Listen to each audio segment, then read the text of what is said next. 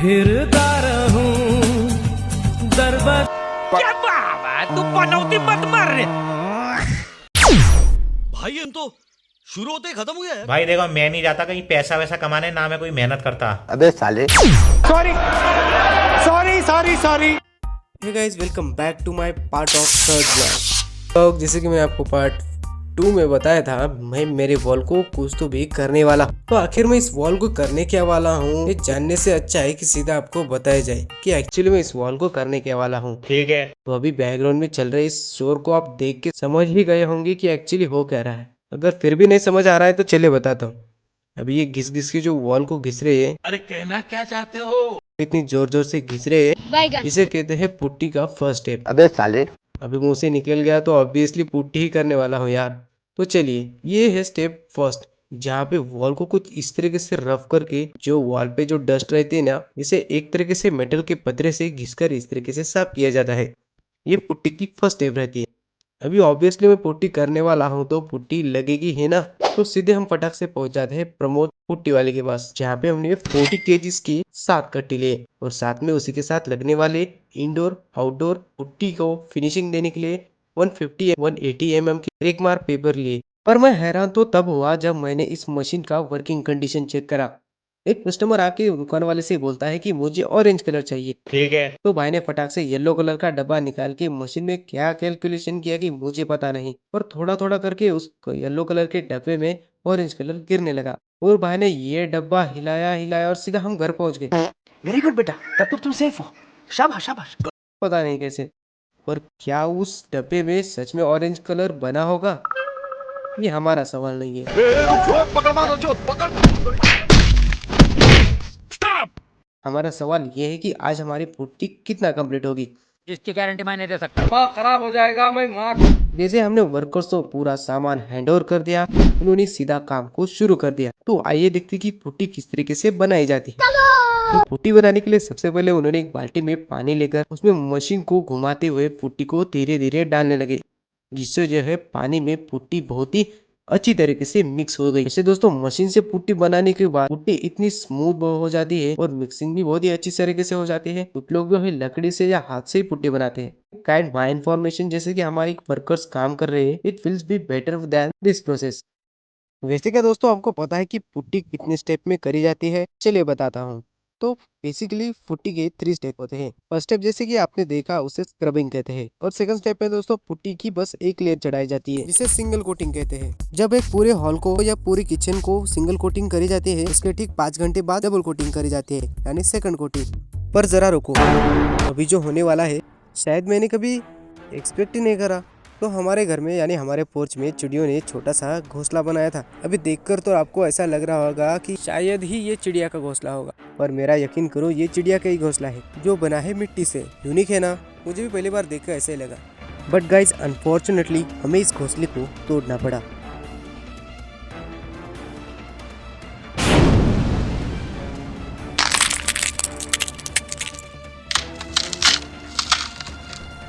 पर गिरते हुए घोंसले को देख ये सोचकर हमारी धड़कनें तेज हो गई थी कि शायद उस घोंसले में कहीं चिड़िया के बच्चे ना हो।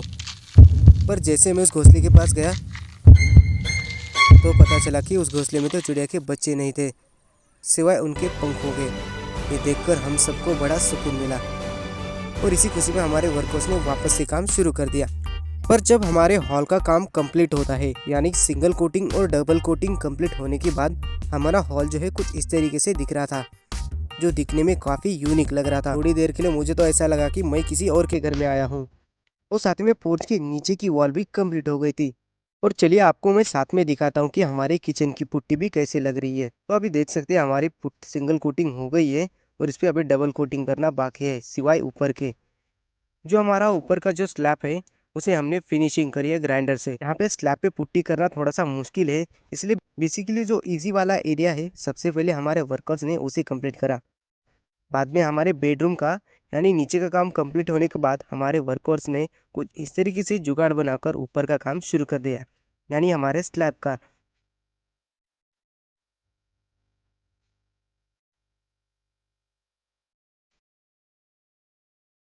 तो चलिए दोस्तों, आज हमारा हॉल किचन और बेडरूम का पुट्टी का काम कंप्लीट हो जाएगा। और कल शुरू होगा हमारा प्राइमरी का काम, यानी इस पुट्टी पे हमें प्राइमर चढ़ाना होगा। और साथ ही में जो आप ये चमकते हुए नल देख पा रहे हैं, इसकी फिटिंग भी मैंने करी, यानी मेरे घर की नल फिटिंग भी मैंने करी है। अभी हॉल, किचन, बेडरूम के साथ पोर्च का भी पुट्टी का काम कंप्लीट होने के बाद अभी फाइनल स्टेप थी स्क्रब की, यानी जो पुट्टी बिठाने के बाद जो ओवर लाइनिंग्स आती है उसे फिनिशिंग देना। जैसे कि मैंने आपको मटेरियल लेते वक्त बताया कि हम 180 और 150 का रेगमार पेपर लिया था जो यूज होगा हमें फिनिशिंग के लिए, जो अभी हमारे जो है वर्कर्स कर रहे हैं। इसके लिए दोस्तों बेसिकली लाइट होना जरूरी है, कि कारण जो हमारे पुट्टी पे जो लाइनिंग्स गिरी होती है वो इस रेगमार पेपर से कवर हो जाती है और दिखने में हमारी वॉल्स बहुत ही स्मूथ दिखती है।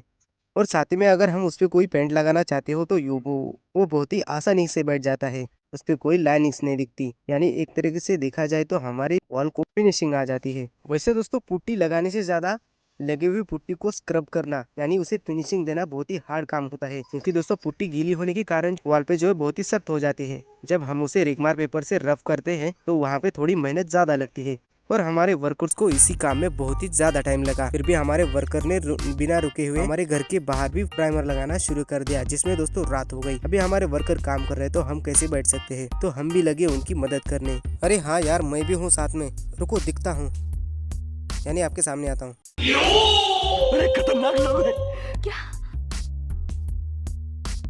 Let's see the final result of my home next day.